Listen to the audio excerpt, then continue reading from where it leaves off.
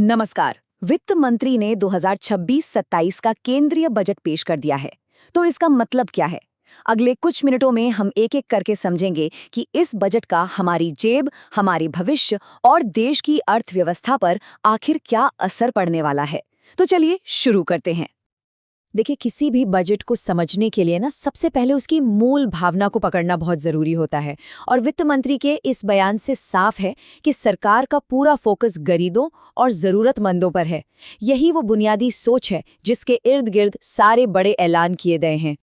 सरकार ने पूरे बजट को कर्तव्य के इन 3 स्तंभों पर खड़ा किया है। पहला, इकोनॉमी की ग्रोथ को तेज करना।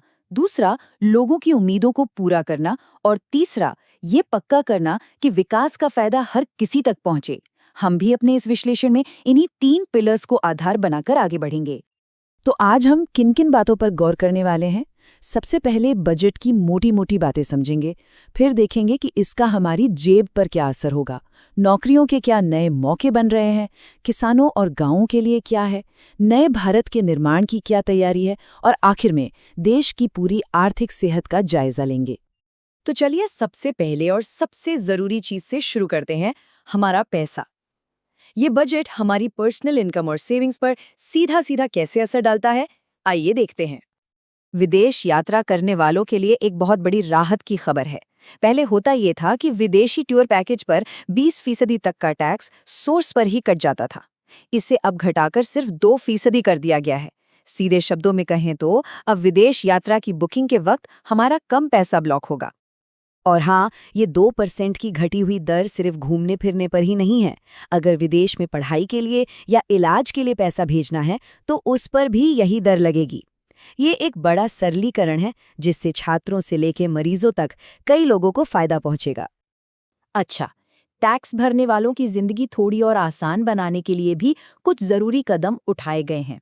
जैसे कि मोटर एक्सीडेंट क्लेम से मिलने वाले ब्याज पर अब कोई टैक्स नहीं लगेगा। अगर रिटर्न भरने में कोई गलती हो गई तो उसे सुधारने की डेडलाइन भी बढ़ा दी गई है। और विदेशी संपत्ति के खुलासे की प्रक्रिया भी आसान कर दी गई है। ये सारे कदम टैक्स सिस्टम को कम झंझट भरा बनाने की कोशिश है। पैसों की बात तो हो गई, अब जरा आगे बढ़ते हैं और बात करते हैं नौकरियों और नए मौकों की। सरकार देश के युवाओं के लिए नए अवसर पैदा करने के लिए क्या कर रही है? तो सबसे बड़ा सवाल यही उठता है कि आखिर ये नए मौके आएंगे कहाँ से? बजट में इसका जवाब देने की कोशिश की गई है। और अगली कुछ स्लाइड्स में हम देखेंगे कि सरकार का फोकस किन खास सेक्टर्स पर है। तो सरकार पैसा लगा कहाँ रही है? जरा इन आंकड़ों पर गौर कीजिए। इलेक्ट्रॉनिक्स के लिए 40,000 करोड़, बायोफार्मा के लिए 10,000 करोड़ और छोटे मझोले उद्योगों के लिए 10,000 करोड़ रुपए। मतलब साफ है, सरकार भविष्य के इन सेक्टर्स पर बड़ा दांव लगा रही है, जहां से बड़े पैमाने पर नई नौकरियां पैदा होने की उम्मीद है। ये बायोफार्मा शक्ति मिशन एक बहुत ही महत्वाकांक्षी योजना है। इसका लक्ष्य है भारत को कैंसर और डायबिटीज जैसी बीमारियों की जो आधुनिक दवाएं होती हैं, उनका ग्लोबल मैन्युफैक्चरिंग हब बनाना। इससे न सिर्फ देश में दवाएं सस्ती होंगी, बल्कि रिसर्च और डेवलपमेंट में हाई स्किल वाली नौकरियां भी पैदा होंगी। और चैंपियन एसएमई पहल देश में रोजगार पैदा करने वाले सबसे बड़े इंजन यानी हमारे छोटे और मझोले उद्योगों को मजबूत करने के लिए है। उन्हें पैसा, बाजार और पेशेवर सलाह, इन तीनों स्तरों पर मदद दी जाएगी ताकि वो और आगे बढ़ सकें और ज्यादा से ज्यादा लोगों को रोजगार दे सकें। अब शहरों से निकलकर थोड़ा गांवों की तरफ चलते हैं। इस बजट में किसानों, खेतीबाड़ी और ग्रामीण अर्थव्यवस्था के लिए क्या खास है?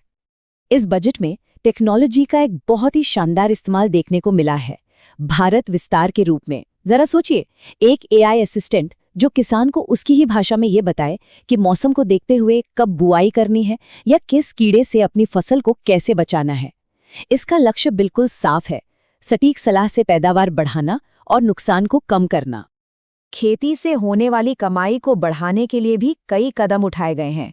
नारियल और काजू जैसी कैश क्रॉप्स को बढ़ावा दिया जाएगा, पशुपालन और मछली पालन के लिए मदद मिलेगी, और एक बहुत ही खास पहल है शी मार्ट्स की। ये खास बाजार होंगे जहां ग्रामीण महिला उद्यमियों द्वारा बनाए गए प्रोडक्ट्स को बेचा जाएगा। चलिए अब बात करते हैं उस बड़े कैनवस की जिस पर नए भारत की तस्वीर बनाई जा रही है, यानी कि बुनियादी ढांचे, जिसे हम इंफ्रास्ट्रक्चर कहते हैं, उस पर कितना जोर दिया जा रहा है। ये आंकड़ा अपने आप में बहुत कुछ कहता है। 12.2 लाख करोड़ रुपए। ये वो भारी भरकम रकम है जो सरकार अगले साल सड़कों, बंदरगाहों और रेलवे जैसे बड़े प्रोजेक्ट्स पर खर्च करने वाली है। और इतने बड़े निवेश का असर डबल होता है। एक तरफ तो देश का इंफ्रास्ट्रक्चर बेहतर होता है और दूसरी तरफ कंस्ट्रक्शन से लेकर सीमेंट और स्टील तक हर सेक्टर में रोजगार भी पैदा होता है।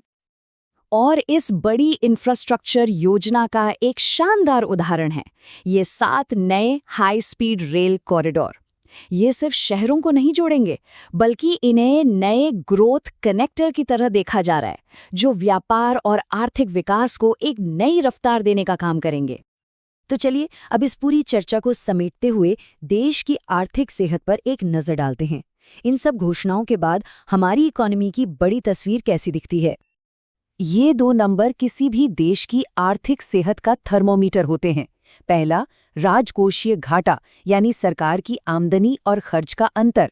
ये कम हो रहा है, जिसका मतलब है कि सरकार अपनी चादर के हिसाब से पैर पसार रही है। दूसरा, कर्ज से जीडीपी का अनुपात भी घट रहा है। ये दोनों ही संकेत दिखाते हैं कि देश की अर्थव्यवस्था एक मजबूत और अनुशासित रास्ते पर आगे बढ़ रही है। तो आखिर में सवाल यही उठता है कि क्या ये बजट विकसित भारत बनाने के लक्ष्य की ओर एक मजबूत कदम है? देखिए, इस बजट में भविष्य के सेक्टर्स में निवेश, टैक्स में आसानी और ग्रामीण आय बढ़ाने पर जोर तो दिया गया है। कागज पर तो दिशा बिल्कुल सही लगती है, लेकिन असली परीक्षा इन योजनाओं को जमीन पर उतारने की होगी और यही वो कसौटी है जिस पर इस बजट की सफलता को परखा जाएगा। इस विश्लेषण में शामिल होने के लिए आप सबका धन्यवाद।